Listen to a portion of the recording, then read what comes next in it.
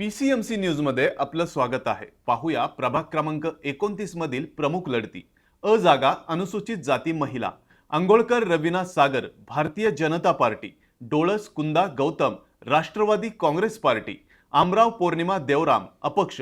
ब जागा अनुसूचित जमाती महिला, सुनीता दिशांत कोळप राष्ट्रवादी काँग्रेस पार्टी, धराडे शकुंतला भाऊसाहेब भारतीय जनता पार्टी। क जागा OBC, Kadam Shashikant Ganpat Bharatiya Janata party, Jawalkar Vaishali Rahul Shiv Sena, Lokhande Raju Rama Rashtrawadi Congress party.